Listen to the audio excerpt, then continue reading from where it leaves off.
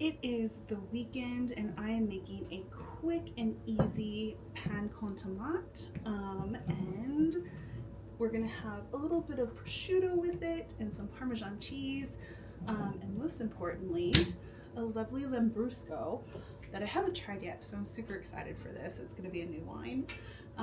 So right now I have my oven set to broil. I'm gonna get this ciabatta that I bought yesterday at the store.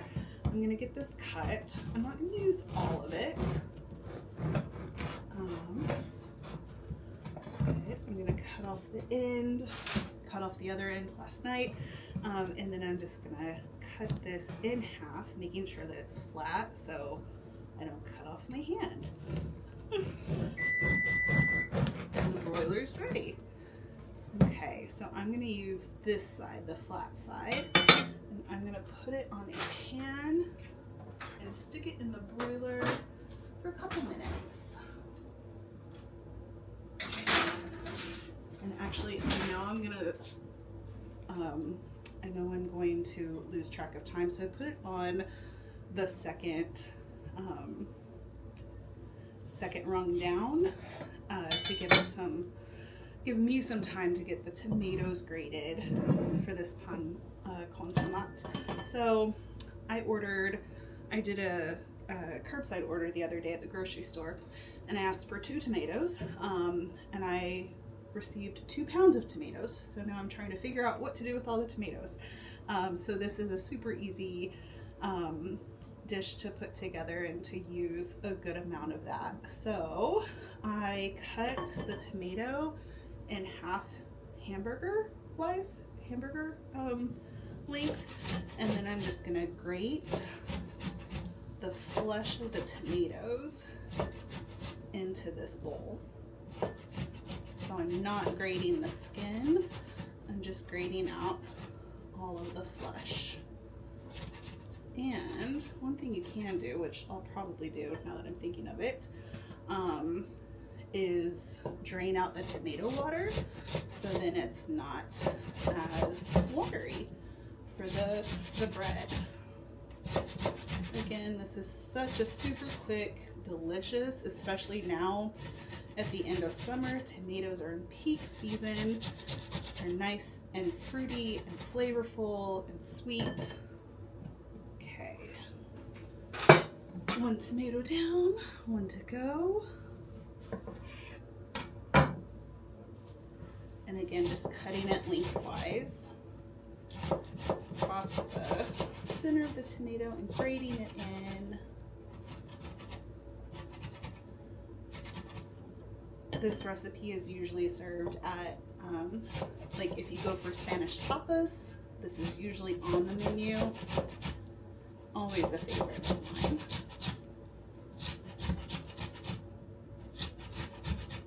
And then we're gonna grate in some garlic as well to give it some more flavor.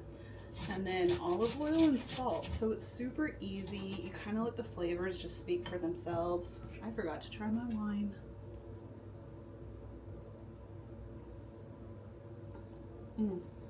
This is nice and like bright. It has like the bubbles just dance on your tongue.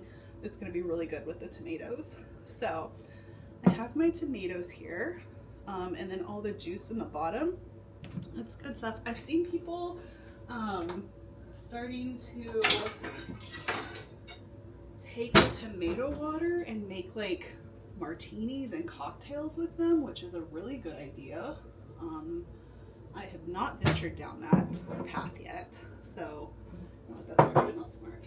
Like, let me strain the liquid into a coffee mug. That's not gonna work. We'll just go into another bowl. Okay.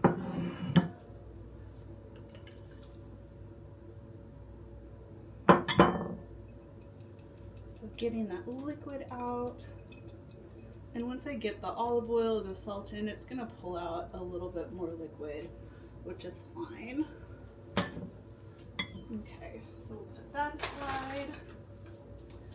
And then I already have some garlic that's peeled. So I'm just gonna grate it on the smaller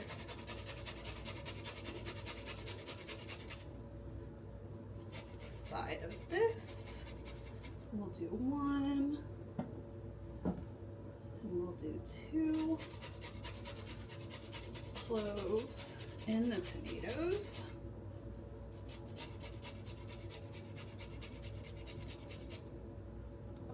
I'm dropping everything in my sink if you're wondering.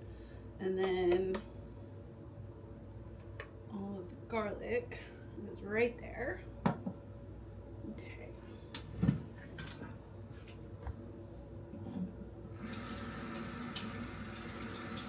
Rinsing off my hands real quick. And now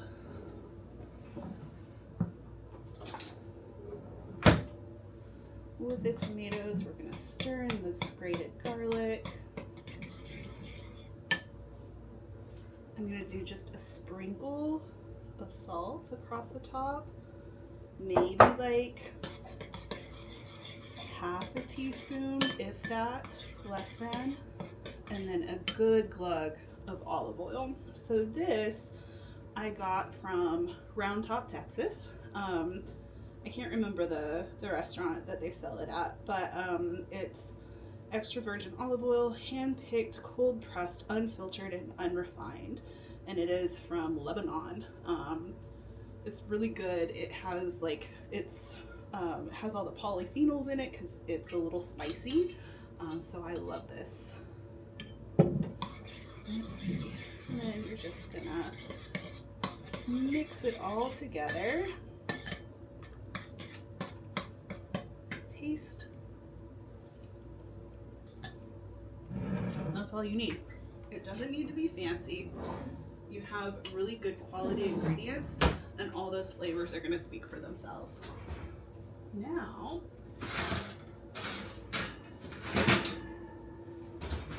I'm so glad I put that on the second shelf. I can't think of that word. So now that the ciabatta is out of the oven, I have one more clove of garlic. I'm just gonna quickly, and it is hot, but quickly just rub this garlic all over the ciabatta, and it's gonna melt into that hot bread, just giving it another layer of flavor. And then I'm gonna go ahead and cut the ciabatta in kind of on an angle into 3 pieces, so they're kind of like mini triangles. And now we're gonna plate it all together. So I have my toasted ciabatta with the garlic rubbed on it, and then I have my grated tomatoes with the grated garlic, salt, and olive oil. Honestly, I'm just gonna pour this on top. So the liquid from the tomatoes is gonna sink into all of the holes in the ciabatta. This is gonna be delicious, so good.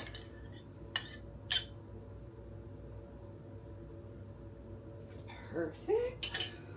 And then, just to finish out the plate, I have some Parmesan.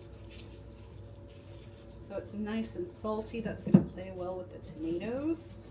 And I'll just do a few little bites of this.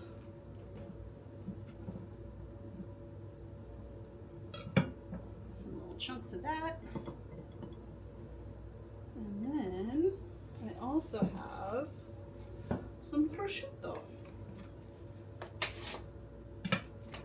And so I'll finish the plate with a few slices of prosciutto.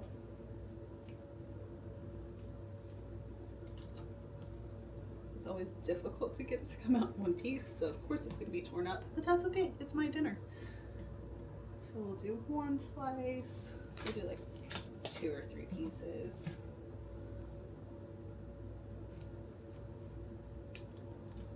Oh my gosh, it's really thin, so it's refusing to come out.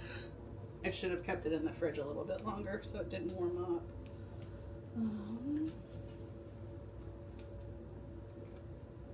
Okay, so 2.5. Huh. Lovely. Okay, and with my Lambrusco, here is the finished product. It's going to be delicious, super quick and easy, 10-minute dinner if that. Try it, let me know what you think. Enjoy. Cheers, y'all.